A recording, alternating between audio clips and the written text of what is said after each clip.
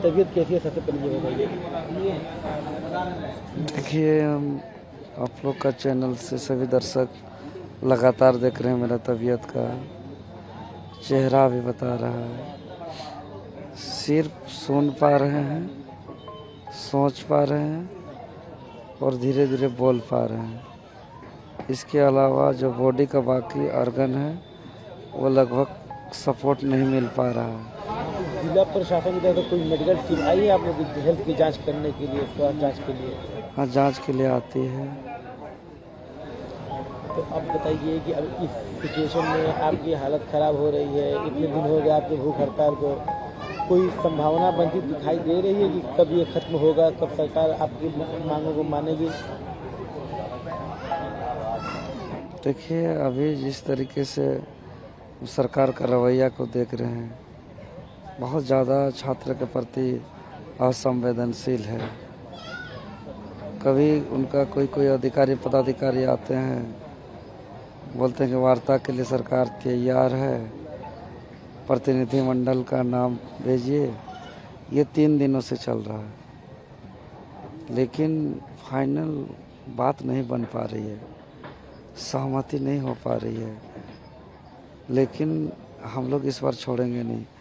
अगर अलग झारखंड में या देश की आज़ादी में इतना लोग शहीद हुए, तो हमको लगता है कि जेपीएससी और जेएसएससी के सुधार में अगर कुर्बानी के रास्ते में भी जाना पड़े तो ये गलत नहीं है। तो आपके जो दूसरी साइड में कैंप लगा है छात्रों का, उन्होंने 11 लोगों का नाम दिया है सरकार को। आप लोग चाहेंगे कि आप लोग उसी प्रतिनिधिमंडल के साथ जाएं?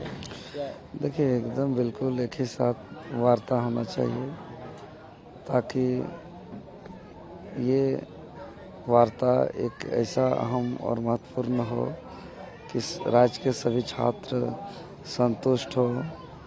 और जो अभी भ्रष्ट सिस्टम में पेपर लीक आसान हो गया है, पैरवी से नौकरी लेना आसान बात हो गया है, धांधली करके घर में आंसर शीट बना करके आयोग में जानकारी लेना आसान हो गया है। तो हम लोग मिलजुल करके एक ऐसा सिस्टम तैयार करेंगे जिसमें बिल्कुल ही किसी प्रकार का धांधली असंभव हो, पेपर लीक असंभव हो, और एक ऐसा व्यवस्था हो कि जो पढ़ेगा वही वीडियो CO DSP बनेगा, जो पढ़ेगा उसी को नौकरी मिलेगा। तो ये तो राज्य के समस्त छात्रों के हित का है। तो यहाँ वार्ता करने का लड़ाई नहीं होना चाहिए। ये सब कोई आज पीड़ित हैं, सिस्टम से प्रभावित हर कोई है।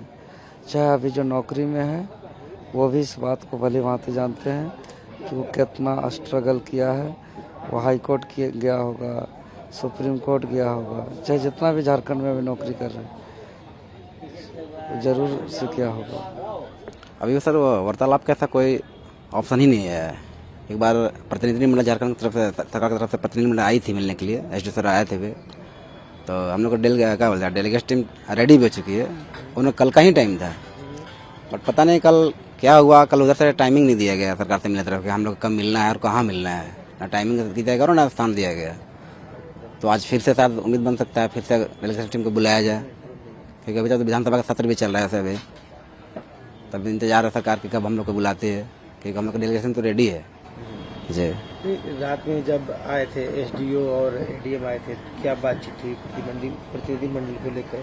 जी, उन्होंने जब वो आए थे तो हम लोग का डेलीगेशन का इंक्वायरी करने आया था कि डेलीगेशन आपको रेडी हो गई है या नहीं हुई है। तो हम लोगों ने तो पहले भी बता चुका था और सारा मीडिया में भी चल रहा है कि हम लोग का डेलीगेशन में रेडी हो चुके हैं। 11 जैसे टीम है जिनमें कौन कौन है, सारा नाम भी बता दिया गया है। तो उसी के लिए इंक्वायरी के लिए आए थे वो। बट उन्होंने फिर ऐसा ये क्लियर नहीं किया कि हाँ सरकार आपसे कब वार्तालाप करेगी और उसका स्थान कहाँ होगा, वो नहीं बताया गया। बस इतना ही पूछा गया। उसके बाद फिर वो थोड़ा सा वो कुछ उनको लगा कि अभी तक उनको ऐसा लगा होगा शायद डेलीगेशन टीम तैयार नहीं हुई है, बट डेलीगेशन हम लोग तैयार हो चुकी है। उम्मीद करते हैं आज आप लोग बातचीत होगी? हाँ, उम्मीद तो कर सकते हैं। आज उम्मीद भी है कि सरकार हम लोग से बात करे, क्योंकि हम लोग कल से ही डेलीगेशन रेडी तैयार हो चुकी है। और ऐसा जो जो जा रहे हैं डेलीगेशन की तरफ से उनको बाकायदा उनका नाम भी जारी कर दिया गया है। आज आप लोगों का 10 तारीख का कॉल है, आप लोगों का विधानसभा घेराव का, लेकिन आयशा आज कर रही है, आज उन्होंने कॉल किया है, क्या आप लोगों का समर्थन है उनको? नहीं, उनका अपना वो अपना आज कर रहे हैं, तो उन लोग में हम लोग का कोई ऐसा नहीं है। हम लोग को सिर्फ 10 का है। हम लोग किसी पॉलिटिकल पार्टी से जुड़ना नहीं चाहते हैं और किसी ऐसा भी नहीं है कि ऐसा लोग का हम लोग ऐसा खुल का समर्थन नहीं है। और नैतिक समर्थन हम लोग सबका चाहिए, बट वो आज विधानसभा घेराव कर रहे हैं, उसमें हम लोग का समर्थन नहीं है। आज पूरा धरना प्रदर्शन का 14वां दिन है और आमरण अनशन का 4था दिन है और ये लगातार अनवरत अनशन है सर। तो अब बच्चों ने अन्न जल सब त्याग करके बैठा हुआ यहाँ पे सिर्फ इस आस में कि हमारे माननीय मुख्यमंत्री जी इन सबका हम सबका बात सुनेंगे, समझेंगे। और चूँकि वो इस प्रदेश के मुखिया हैं तो हम भी ये आशा लगाए बैठे हैं कि हमसे बात करेगी और उन्हें वार्ता का पहल भी किया था। और थोड़ा सा कोऑर्डिनेशन का अभाव होने के कारण से वार्ता नहीं हो पाया, तो इसमें आज संभवतः लग रहा है कि वार्ता हो जाएगा सर। रात में जो सरकार की तरफ से प्रतिनिधि आए हुए थे, एसडीओ और एडीओ, उन्होंने इस बात का कोई भरोसा दिलाया या कुछ इशारा किया कि आज संभवतः बातचीत होगी? नहीं, उनके तरफ से शुरू से दिया ही जा रहा है कि हम लोग मतलब थोड़ा सा कमी कुछ हम में भी रह गया था। मतलब कि हम लोग जो टीम तैयार कर रहे थे ना, वो टीम में थोड़ा सा हम लोग भी मतलब लीगली रूप से जो कैंडिडेट थे उनको समझाना और उनको थोड़ा ट्रेंड करना ज़रूरी भी था, इसलिए थोड़ा सा लेट हम लोग का हुआ है।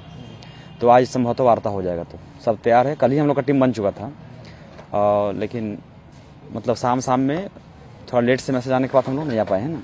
और अगर मान लीजिए वार्ता होती है, कुछ सकारात्मक रिजल्ट निकलता है तो धरना खत्म कर देंगे? बिल्कुल सर, हमारा उद्देश्य कभी इस राज्य को अशांत करने का है ही नहीं। हम लोग जेन्युइन कैंडिडेट्स हैं, तो हम लोग चाहते हैं कि केवल जो हमारा जो मांग है वो पूरा हो जाए। हम लोग आज मांग पूरा होगा, सुबह तक से हम लोग निकल जाएंगे, शाम तक से निकल जाएंगे यहाँ से, क्योंकि हम लोग सरकार से अपेक्षा रखते हैं कि और हमें पता है कि मतलब बहुत सारा चीज़ें इसमें जो है अनियमितताएँ बरती गई हैं, अपारदर्शिता का अभाव मतलब पूर्ण रूप से अपारदर्शिता दिखाया गया है। तो बिल्कुल हमें तकलीफ है, इस बात का खेद है हमें कि माननीय मुख्यमंत्री जी हमारे मुखिया हैं और हमने उनको सोने जैसा चिड़िया को एक राज्य के रूप में दिया था, लेकिन आज उस चीज़ की रखवाली करने में पता नहीं कहाँ उनसे चूक हो गई, क्योंकि 2 ही संस्था उनको दिया गया था ना, और बहुत बड़ा संस्था नहीं था ये, ठीक है। एक जेपीएससी था और एक जेएसएससी था।